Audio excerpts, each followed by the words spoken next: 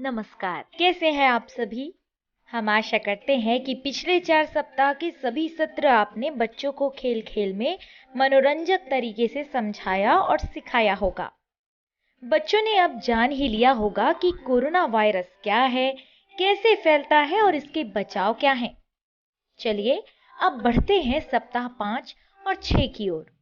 हम बात करेंगे पहले सप्ताह 5 की। सप्ताह 5।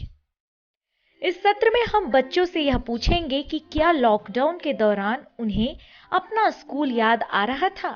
क्या वे सीखने के सुरक्षित तरीकों से अवगत हैं और वे अपने दोस्तों और सहेलियों को स्कूल आने के लिए कैसे समझाएंगे? इस सत्र के उद्देश्य ये हैं कि पिछले दिनों स्कूल बंद थे और अब स्कूल दोबारा खुल रहे हैं, तो ऐसे में बच्चे अपनी भावनाओं को कैसे पहचानें और अपनी मदद के लिए तमाम सहयोगियों से कैसे सहायता प्राप्त करें, इसकी समझ बनाना है। जिसके लिए आवश्यक सामग्री होगी ब्लैक बोर्ड, चॉक और इमोजी पोस्टर। सत्र की तैयारी में आवश्यकता अनुसार कक्षा में अथवा कक्षा के बाहर परिसर में इस गतिविधि को कराएं। इस गतिविधि में जानवरों के मुखौटे बनाकर उसका भी उपयोग कर सकते हैं। चलिए, अब प्रक्रिया शुरू करते हैं।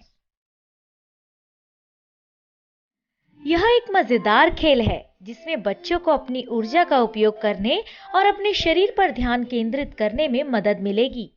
यह खेल उन्हें एक समूह के रूप में एक साथ लाने में भी मदद करेगा, खासकर जब वो इतने दिनों बाद दोबारा स्कूल आएंगे।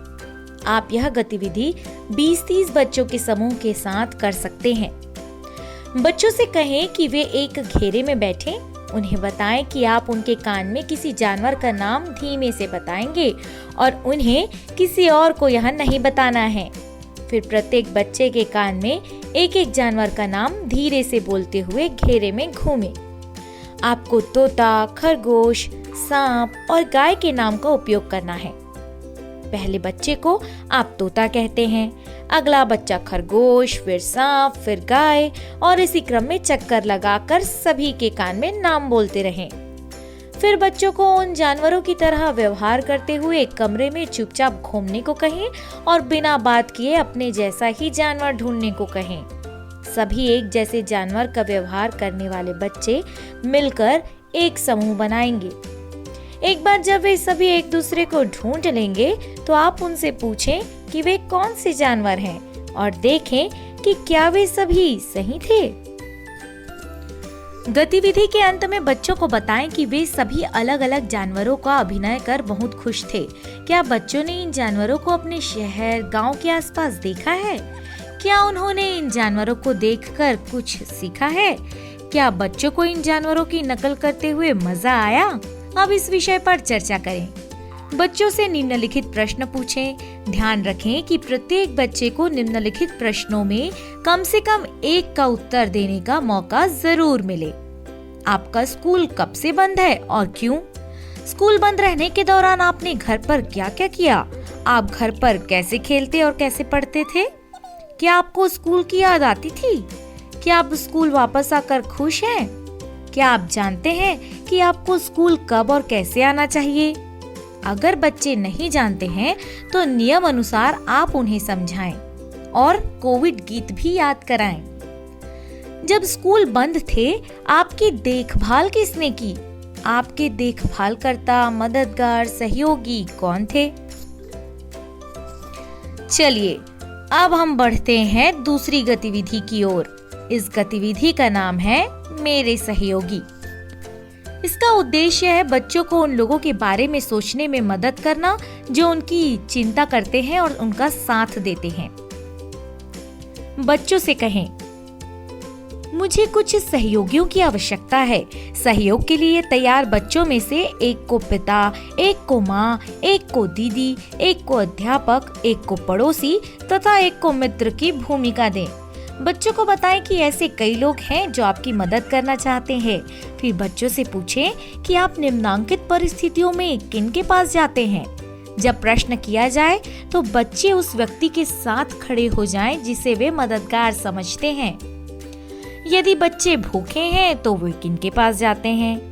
अगर आप पानी पीना चाहते हैं और आप उसे नहीं ले सकते तो आप किन के पास जाते हैं।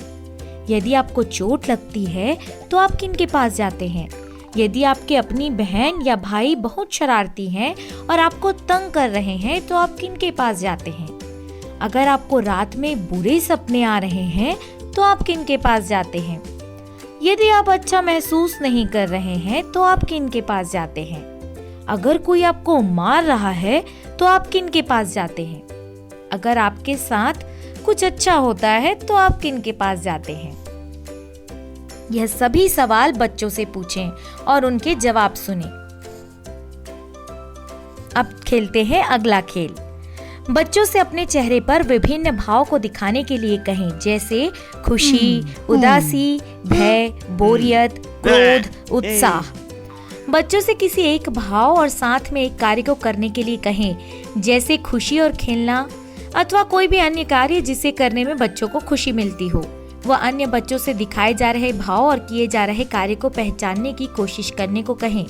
इस गतिविधि को अलग अलग बच्चों के साथ दोहराएं। गतिविधियों के अंत में बच्चों को समझाएं कि हमारे सहयोगी सभी स्थितियों में हमें सुरक्षित और संभाल कर रखते हैं। जब हम अपने आसपास क्या हो रहा है इस पर भय, क्रोध, उदासी और उत्साह जैसी भावनाओं का अनुभव करते हैं तो हमें अपने सहयोगियों से बात करनी चाहिए और उनकी मदद लेनी चाहिए। सत्र के अंत में बच्चों को बताएं कि हम सभी अपने आसपास और हमारे अंदर जो कुछ भी चल रहा है उसके बारे में हर रोज अलग अलग भावनाओं का अनुभव करते हैं। याद रखें कि इन परिस्थितियों का सामना करने के लिए हमारे मददगार मौजूद हैं। अपने सहयोगियों से बात करें और अपनी भावनाओं को व्यक्त करें। जब आप अपने दोस्तों, सहेलियों को कोई निश्चित भावना का अनुभव करते हुए देखते हैं तो उनसे बात करें और देखें कि क्या आप उनके सहयोगी की पहचान करने में मदद कर सकते हैं जो उन स्थितियों को दूर करने या समझने में उनकी मदद करते हैं। सत्र के अंत में सभी बच्चों को धन्यवाद दें। चलिए अब बढ़ते हैं सप्ताह 6 की ओर। सप्ताह 6। इस सत्र में हम बच्चों को सिखाएंगे कि वे हाथ धोने से क्या समझते हैं, साबुन और पानी से हाथ धोना क्यों महत्वपूर्ण है और क्या बच्चे हाथ धोने के सही तरीकों से अवगत हैं।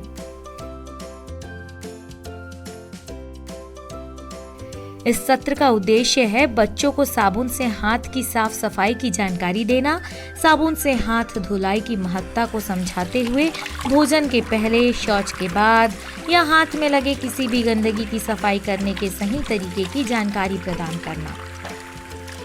इस सत्र में उपयोग में आने वाली आवश्यक सामग्री बाल्टी, मग, लोटा, पानी, सुमन के पोस्टर पास रखें। साथ ही हाथ धुलाई के लिए पानी से भरी बाल्टी, एक खाली बाल्टी, हाथ पोंछने के लिए तौलिया भी जरूर रखें।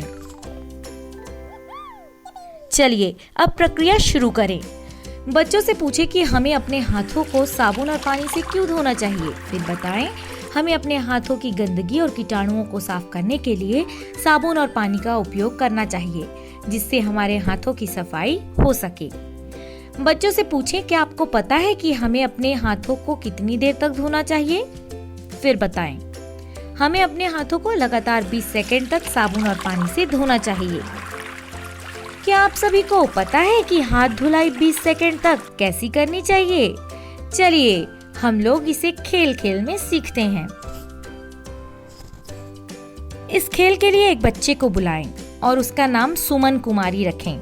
शिक्षक आटा गूंथने के पश्चात हाथ धोने के तरीकों को दिखाते हुए सुमन के प्रत्येक वर्ण के साथ हाथ धोने के तरीकों को जोड़ते हुए स्पष्ट करें। इस खेल के द्वारा हम लोग हाथ धोने के 6 चरणों को सीखेंगे। सामने, उल्टा, मुट्ठी, उंगली, नाखून, कलाई। अब बच्चों से पूछें कि क्या आप में से कोई हाथ धुलाई के इन 6 चरणों को बता सकते हैं? आगे आकर बताएं। शेष बच्चे उसका अनुकरण करें। आपके जान पहचान में अगर कोई व्यक्ति 6 चरणों में अपने हाथ की धुलाई नहीं करते हैं, तो आप उनको कैसे समझाएंगे? हम उनसे पूछेंगे